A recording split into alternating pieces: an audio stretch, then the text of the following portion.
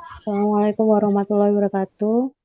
Di sini kelompok kami akan menjelaskan tentang minyak atsiri pada biji kemiri.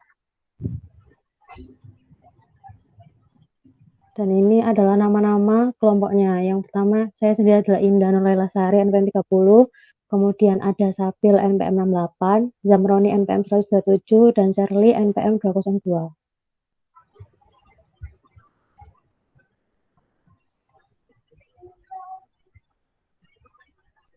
Kemiri merupakan tanaman komoditas Indonesia. Adapun pemanfaatannya tidak hanya sebagai rempah-rempah pada masakan, tetapi dapat dimanfaatkan pada bidang lainnya. Sebagai contoh, ada kulit dalam kemiri yang berwarna merah atau kulit dimanfaatkan di bidang farmasi sebagai bahan baku antibiotik. Selain itu, biji kemiri memiliki kadar minyak atsiri 12%. Lanjut.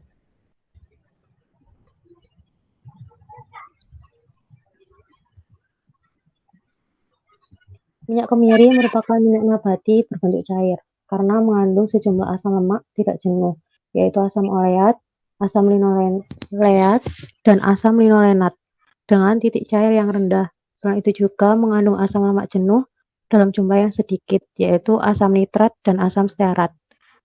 Adapun biji kemiri itu memiliki kadar minyak yang tinggi, sekitar 35% hingga 65%. Lanjut.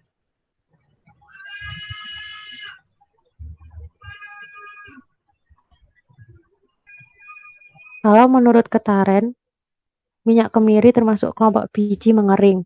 Bagian bijinya mengandung minyak sebesar 55-65%. Kadar minyak dalam tempurung sebesar 60%.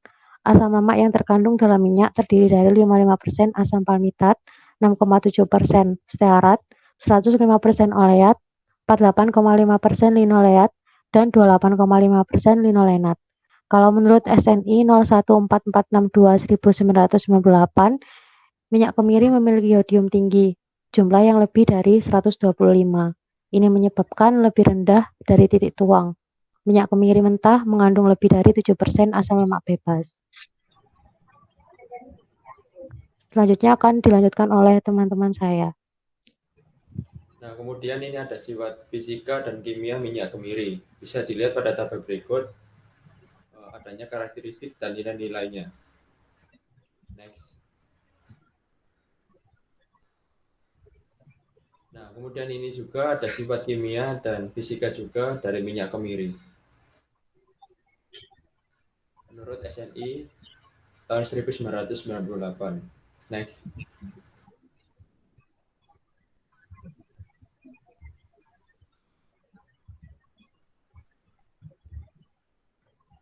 Nah, dan ini adalah tabel struktur kimia minyak kemiri diperoleh yaitu asam palmitat, asam stearat, asam oleat, asam linoleat, dan asam linolenat. Next.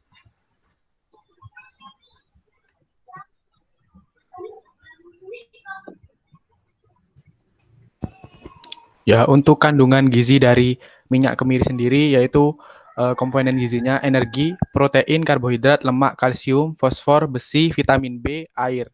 Nah, untuk jumlah terkandung di dalamnya itu bisa dilihat pada tabel. Lanjut.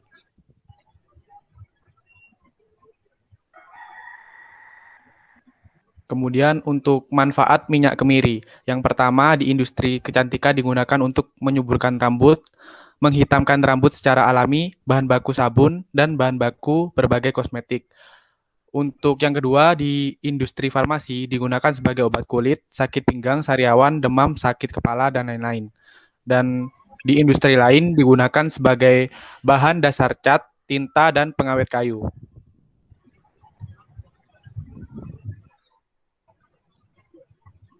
Kemudian untuk kegunaan lain dari minyak kemiri, yang pertama yang Melean 2019 sebagai campuran salep untuk penyembuhan pada luka kelinci, berdasarkan Ginting 2008, penyembuh diare, menyembuhkan luka, penyubur rambut, dan berdasarkan Heine 1987, mengobati bengkak, demam, kudis, pemeliharaan rambut, luka bakar, dan sakit kepala.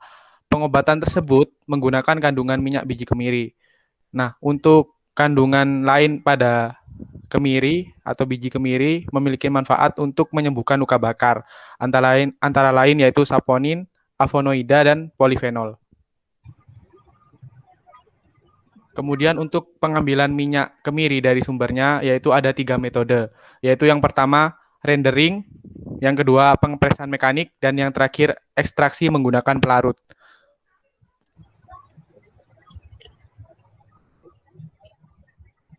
Nah, yang pertama rendering. Rendering ini merupakan cara ekstraksi minyak dari bahan yang mengandung minyak atau lemak dengan kadar air yang tinggi. Proses rendering menggunakan panas yang bertujuan untuk mengumpulkan protein pada dinding sel, bahan, dan memecah dinding sel tersebut sehingga mudah ditembus oleh minyak yang terkandung dalam bahan. Hasil minyak yang diperoleh melalui proses rendering tidak memiliki rendemen yang tinggi. Kelebihan dari proses rendering antara lain prosesnya sangat sederhana sehingga mudah dilakukan tanpa harus ada perlakuan pendahuluan pada bahan yang akan diekstrak. Selain itu, hanya menggunakan air sehingga media pengekstrak tidak memerlukan biaya yang mahal, sedangkan kekurangan dari proses ini rendemen yang dihasilkan rendah, memutuskan panas yang tinggi sehingga akan merusak bahan yang diekstrak, dan kualitas minyak yang dihasilkan kurang bagus, terutama dari segi warna akan terlihat lebih gelap.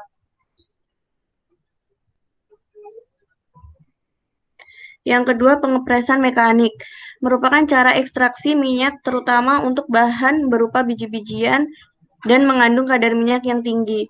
Minyak yang diperoleh melalui proses pengepresan mekanik memiliki rendemen yang tinggi, namun diperlukan perlakuan pendahuluan sebelum minyak dipisahkan dari bijinya. Kelebihan menggunakan proses pengepresan mekanik antara lain prosesnya sederhana, relatif cepat, rendemen yang dihasilkan lebih tinggi, dan warna minyak yang dihasilkan pada proses ini lebih. Sedangkan kekurangan dari proses ini antara lain membutuhkan energi yang tinggi, sehingga alat yang digunakan cepat rusak, dan minyak yang dihasilkan kurang murni karena pada saat pengetesan kemungkinan bukan hanya minyak saja yang keluar, namun zat lain dalam bahan yang diekstrak juga akan ikut. Yang ketiga, ekstraksi menggunakan pelarut. Ekstraksi merupakan cara ekstraksi dengan prinsip melarutkan minyak yang diambil dari suatu bahan menggunakan pelarut. Pelarut yang digunakan adalah pelarut yang memiliki kepolaran yang sama dengan minyak, seperti petroleum, ether, heksan, etanol, dan sebagainya. Pelarut sangat mempengaruhi proses ekstraksi, sehingga perlu dilakukan pemilihan pelarut yang tepat. Kelebihan ekstraksi menggunakan pelarut antara lain pelarut yang telah digunakan dapat dirasakan di recycle, sehingga lebih efisien. Minyak yang dihasilkan lebih murni karena pelarut hanya akan melarutkan bahannya saja, bukan komponen lain dari bahan yang diekstrak. Rendemen yang dihasilkan tinggi, sedangkan kekurangan dari proses ini adalah waktu yang dibutuhkan untuk ekstraksi relatif lama dan harga pelarutnya yang lebih mahal. Terima kasih, sekian presentasi dari kelompok kami. Jika terdapat kesalahan, kami mohon maaf. Wassalamualaikum warahmatullahi wabarakatuh.